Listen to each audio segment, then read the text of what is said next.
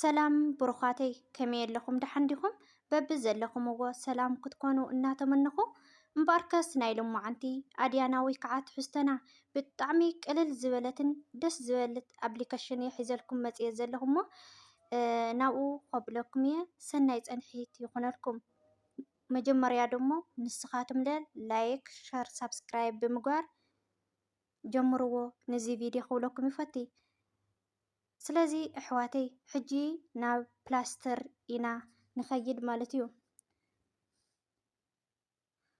ናብ ፕላስተርና ከይድና ቀጥታ እቲ ኣፕሊኬሽን ኢና ክነውርዶ ሕዚ ማለት እዩ።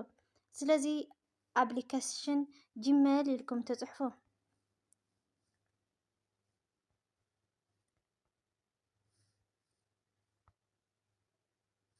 ጂሜል ኢልኩም ዝፀሓፍኩም ኣብዚ ኣለኩም ማለት እዩ። ሕዚ ኣነ ኣውሪደዮ እየ ዘለኹ ግን ደሞ ኦፕን ክብሎ እየ። እዚ ኣፕሊኬሽን ከይትጋገየኩም ኣብዚ ኣላ ማለት እዩ። ስለዚ ኦፕን ክብሎ እየ።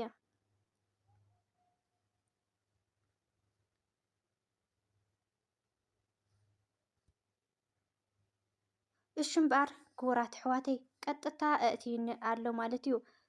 እምበኣርከስ ክቡራት ኣሕዋተይ ትዝክሩ እንተኮይንኩም ኣብ ዝሓለፈ ቪድዮና ብዛዕባ እዛ ኣፕሊኬሽን እዚኣ ሒዘልኩም መፅየ ነይረ። ፎቶ ከመይ ጌራ ናብ ዝተፈላለየ ሕብርታት ትቕይረልና ኢለ ሒዘልኩም መፅየ ነይረ። ንምዝኽኻር ዝኣክል ከርእየኩም እየ እሞ ሰናይ ይኹነልኩም።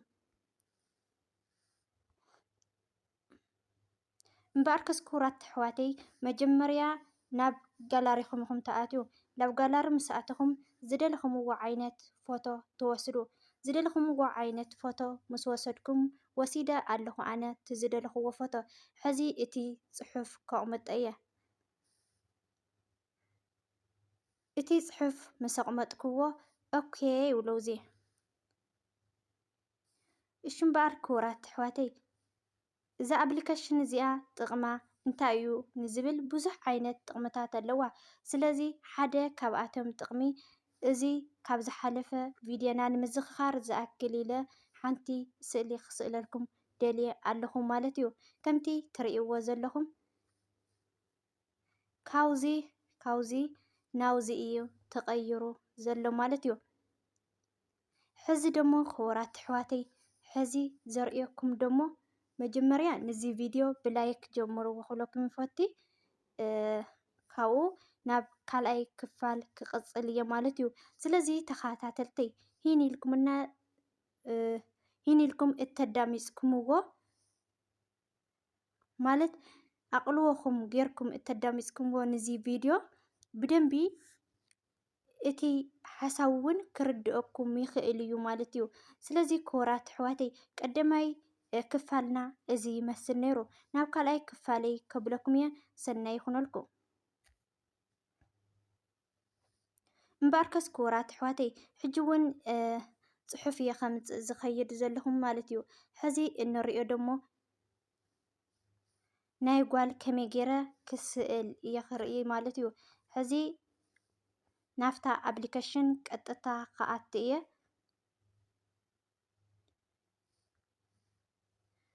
ናፍታ ኣፕሊኬሽን ቀጥታ ኣትየ ኣለኹ ማለት እዩ።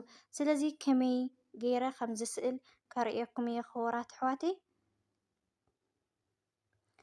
እሺ እምበኣር ክቡራት ኣሕዋተይ ካብቲ ዝደለኽዎ ፎቶ ካብዚ እየ ክወስድ እየ። ሕዚ ንኣብነት እዛ ፎቶ እዚኣ ወሲደያ ኣለኹ ማለት እዩ። እዛ ፎቶ እዚኣ ወሲደ እቲ ፅሑፍ ኣብ ትሕቲ እግሪ ኢኹም ኮፕ ጌርኩም ከምዚ ጌርኩም እተቕምጥዎ ክቡራት ኣሕዋተይ። ስለዚ ሕዚ ናይ ጓል ከመይ ገይረ ክቀናበር ይኽእል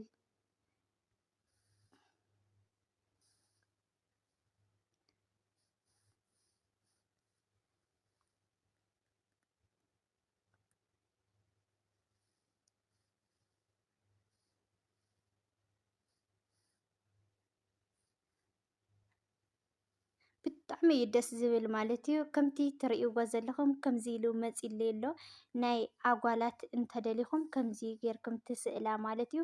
ብዝደለኽን ዓይነት ዲዛይን ክመፀልክን ይኽእል እዩ ማለት እዩ። እና ካልኣይ ክቕፅል እየ ናብ ጋላሪኽን ኢኹም ተኣትያ ቀጥታ እታ እትድመር እዚኣ ትነኽኣ እሞ ካብኡ ናብ ጋላሪ ኢኽን ተኣትያ ኣሕዋተይ ናብ ጋላሪ ምስ ኣተኽን ዝደለኽን ፎቶ ትወስዳ ማለት እዩ። ስለዚ ካልኣይ ፎቶ ክወስድ እየ ነዚኣ ባዕላ እዛ ኮፍ ኢላ ዘላ ንዓዓ ክወስዳ እየ ማለት እዩ።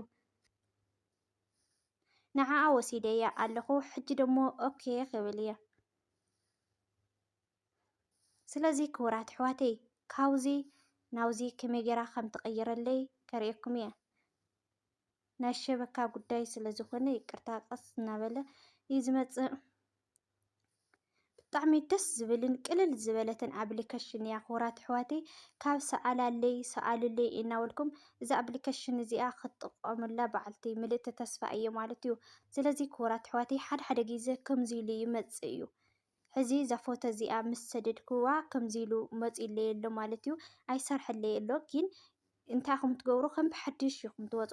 ከም ብሓድሽ ወፂኹም ካብዚ ኣፕሊኬሽን ከም ብሓድሽ ወፂኸን ከምዚ ኣፕሊኬሽን ማለት እዩ ደጊምኩም ተኣትዩ። ደጊምኩም ምስ ተኣተኹም ዝደለኹምዎ ፎቶ ተምፅዎ። እሺ ኣምፅአዮ ኣለኹ ኦኬ ከብሎ እየ። ሕዚ ዝሰርሖ ዘለኹ ናይ ኣጓላት እየ ዝሰርሕ ዘለኹ ክቡራት ኣሕዋተይ።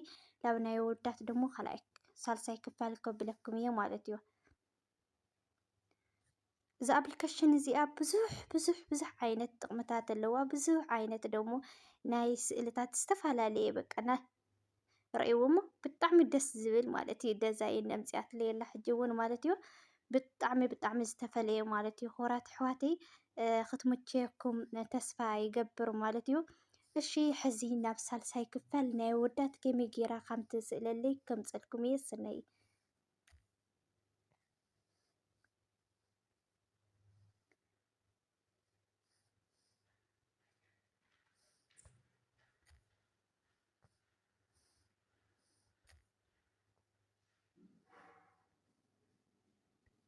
ግድን እያ እታ ፅሕፍቲ እንተዘይ እቲ ኮንጎ ኣይሰርሐልኩምን ግድን እቲ ፅሑፍ ክተእትይዎ ኣለኩን ክቡራት ኣሕዋተይ ማለት እዩ። ሕጂ ደሞ ክሰርሖ ዝደሊ ማለት እዩ ናይ ኣወዳት እየ ክሰርሕ ማለት እዩ።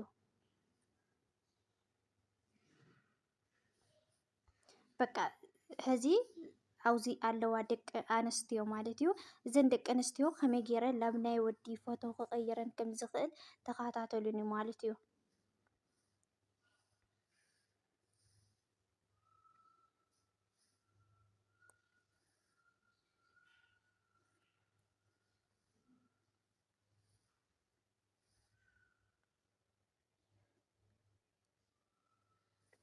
ኣነ ብጣዕሚ እዩ ገሪሙኒ እዚ ኣፕሊኬሽን እዚኣ ማለት እዩ ክቡራት ኣሕዋተይ። ክትጠቅመኩም ድማ በዓልቲ መልእክቲ ተስፋ እየ ማለት እዩ። ሕዚ እዛ ጓል ኣንስተይቲ ከመይ ጌራ ወሲኢልለይ ኣሎ ርእይዎ ብናይ ወዲ ቅርፂ ኣምፂኢለይ ኣሎ ማለት እዩ። ብጣዕሚ ደስ ዝብል ማለት እዩ። እሺ ካልኣይ ንቐፅል ማለት እዩ። ናብ ጋላሪ ንእተ ናብ ጋላሪ ምስ እተና ዝደለና ዓይነት ፎቶ ክነምፂና ሕዚ እዚኣ ክወስድ እየ ማለት እዩ። እዛ ፎቶ እዚኣ ናይ ጓል ኣንስተይቲ እያ። ሕጂ ናብ ወዲ ተባዕታይ ክቕይራ ደልየ ኣለኹ።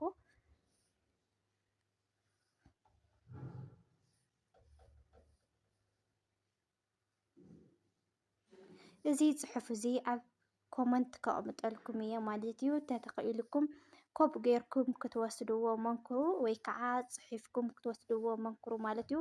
እንድሕር ኣዊኩም ብፅሑፍ ወይ ከዓ ብኮመንት ደሞ ናብ ጓል ጅግና ተጋዳላይ ኢልኩም ክትመፁ ትኽእሉ ኢኹም ማለት እዩ። ጓል ጅግና ተጋዳላይ ኢልኩም ፌስቡክ ፎሎው ኢልኩም ክትረኽቡኒ ትኽእሉ ኢኹም። ዝደለኹምዎ ዓይነት ብኡ ከረድአኩም ይኽእል እየ ክቡራት ኣሕዋተይ። እና ብጣዕሚ ደስ ዝብል እዩ ነይርና ናይ ሎማዓንቲ ፀንሒት ማለት እዩ ክቡራት ኣሕዋተይ። ንስኹም ደሞ ነዚ ቪድዮ ላይክ፣ ሸር፣ ሳብስክራይብ እናገበርኩም ምትዋዕኹም ኣይፈለየኒ ኩለኩም ይፈቲ። ሃናፂ ዘበለ ርእይቶኹም ደሞ ኣይፈለየኒ። እና ክቡራት ኣሕዋተይ ናይ ሎማዓንቲ ብጣዕሚ ደስ ዝብል ትሕዝቶ እየ ሒዘልኩም መፅየ ዘለኹ። ስለዚ እዚ ቪድዮ ብደንቢ ተዳሚፅኩምዎ በቃ ርእይዎ ብጣዕሚ ደስ ዝብል ማለት እዩ። እዛ ጓል ኣንስተይቲ እዚኣ ካበይ ላበይ ቀይርዎ ኣሎ ቪድዮ ናብዚ ቀይርዎ ኣሎ ማለት እዩ። ብጣዕሚ ደስ ዝብል እዩ ማለት እዩ ክቡራት ኣሕዋተይ። ስለዚ ክምችየኩም ከም ዝኸውን በዓልቲ ምልእቲ ተስፋ እየ ማለት እዩ እና ዝነበረና ፅንሒት ኣብዚ ወዲእ ኣለኹ ክስሰና የንዓኹም